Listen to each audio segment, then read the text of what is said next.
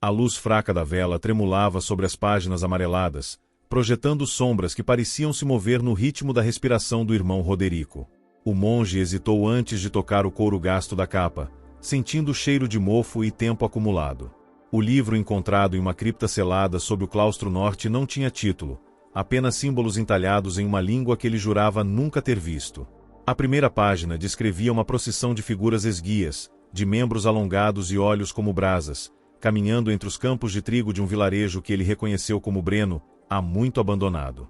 Os desenhos em carvão mostravam criaturas pairando sobre os camponeses, com mãos de dedos excessivos, tocando testas humanas e deixando marcas que supuravam um líquido negro. Roderico sentiu um calafrio, mesmo com o calor do verão entrando pela janela gradeada. A abadia de Valtorno sempre guardava segredos, mas nada como aquilo. Nas margens do texto, anotações em latim arcaico advertiam sobre os que descem durante o alinhamento das 3 luas, referindo-se a eles como as entidades. Roderico folheou até chegar a um trecho onde um monge anterior descrevia a transformação de um companheiro. Seus olhos se tornaram como poços sem fundo e sua carne, uma tapeçaria de veias luminosas. O relato terminava abruptamente com uma mancha escura, que poderia ser sangue ou tinta derramada. Lá fora, o repique da meia-noite soou, e ele percebeu que as sombras ao redor da vela tinham se alongado, como se algo atrás dele bloqueasse a luz. No lado leste, Guilherme tossiu sangue pela 3ª vez naquela semana.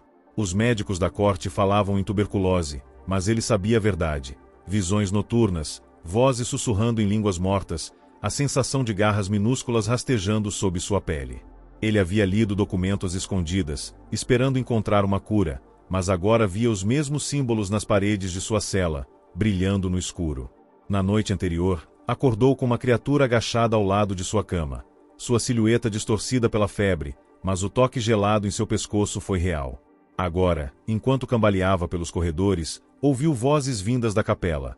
Vozes que não pertenciam a homem ou mulher, entoando uma ladainha que fazia as pedras do convento vibrar. O abade Clemente ordenou queimar os livros, mas já era tarde demais. Os camponeses das redondezas já falavam de luzes no céu e colheitas que apodreciam rapidamente.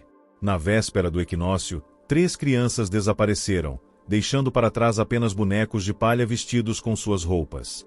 Roderico, agora com veias prateadas marcadas em seus olhos, encontrou o último volume escondido na adega. As páginas falavam de um pacto. As entidades ofereciam conhecimento em troca de hospedeiros, mas o preço era a dissolução da alma. Enquanto lia, as paredes da adega pareceram derreter, revelando uma paisagem de torres cristalinas sob um céu roxo. Uma figura alta, com articulações dobradas para trás, estendeu uma mão translúcida. A convergência é inevitável, disse ela em latim, que soava como estática. Roderico correu, mas as portas se fecharam sozinhas e o chão sob seus pés se tornou líquido. No dia seguinte, João encontrou a adega vazia, exceto por um único pergaminho no chão. Nele, escrito em uma caligrafia que oscilava entre a de Roderico e algo inumano, estava escrito: "Eles não vêm para destruir, mas para lembrar." Fora da abadia, os aldeões começaram a construir altares de pedra negra, enquanto o sino que ninguém havia tocado continuava a repicar sem parar. A escuridão na capela engolia as velas uma a uma, mesmo sem vento. João, segurando o pergaminho, notou que as letras mudavam conforme a luz incidia sobre elas. Agora, descreviam um ritual para invocar os portadores da forma verdadeira, exigindo 3 corações que não nasceram sob a lua cheia. Lá fora, as crianças desaparecidas foram avistadas pelos pastores, caminhando em fila indiana em direção às montanhas, seus rostos pálidos voltados para o céu sem estrelas. O abade Clemente, anticético, ordenou que selassem os cavalos, mas os animais se recusavam a sair das baías, seus olhos brancos como leite. Na enfermaria, Guilherme arrancou as ataduras do pescoço, revelando feridas em espiral que pulsavam com uma luz âmbar. As freiras que cuidavam dele fugiram quando ele começou a recitar versículos do documento em uma voz que não era sua. "Eles nos escolheram para ser pontes", disse ele, enquanto suas mãos se alongavam e os dedos se fundiam em garras translúcidas. Na cozinha, os pães assados naquela manhã continham dentes humanos, e o vinho das missas evaporava ao contato com o ar, deixando um cheiro de ozônio.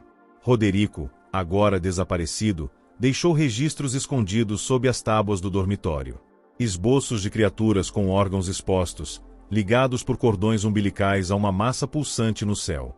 Anotações em grego antigo mencionavam a carne como um véu frágil e a geometria do arrependimento. Um mapa rudimentar apontava para uma gruta atrás da cachoeira seca, onde os aldeões diziam que as entidades dormiam em sarcófagos de obsidiana. João, lendo aquilo, percebeu que as sombras no mapa se moviam, traçando um caminho até a própria abadia. À meia-noite, o sino da Torre Sul tocou sozinho, e os vitrais explodiram para dentro, estilhaços de santos despedaçados cobrindo o chão como sangue cristalizado.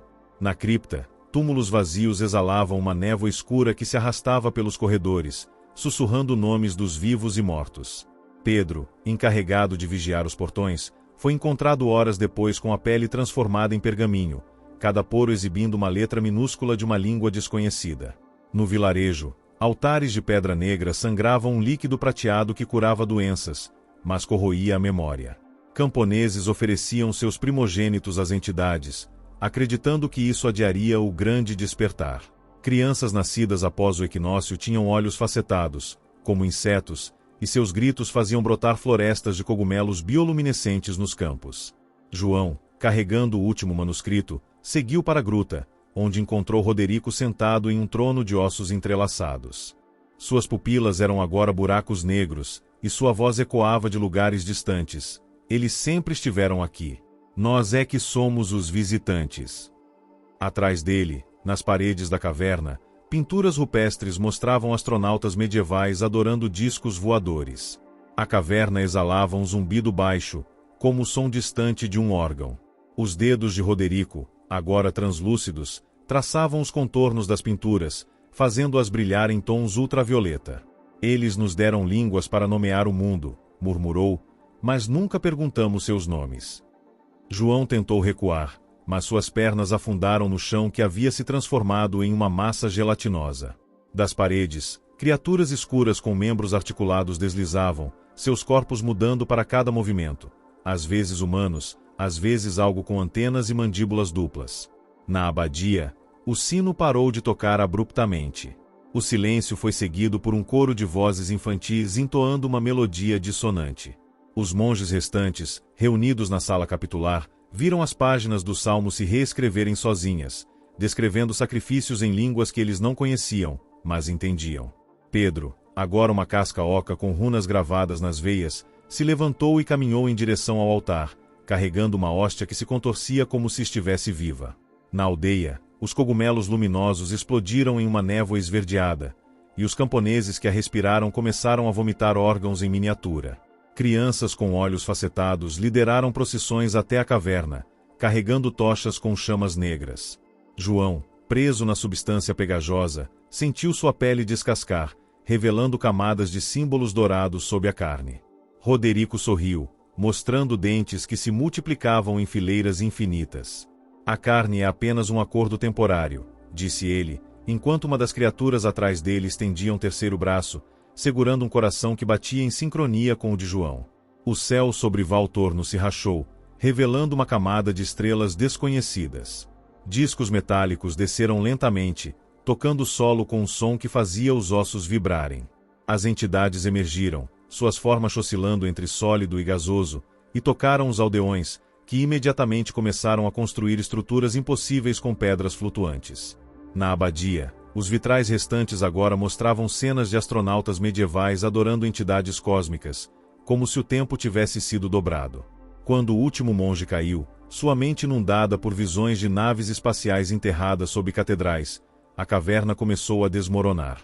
João, agora mais máquina do que homem, viu Roderico ser absorvido por uma luz violeta, sua risada ecoando em frequências que só os mortos conseguiam ouvir. Antes de desaparecer, o documento em suas mãos queimou, revelando uma última frase: a salvação é um conceito relativo. Anos depois, viajantes que passavam pelas ruínas de Valtorno juravam ouvir sinos à meia-noite, e às vezes, entre os escombros, encontravam pedaços de vidro com inscrições em latim e algo que parecia código binário. Os cogumelos nunca pararam de crescer.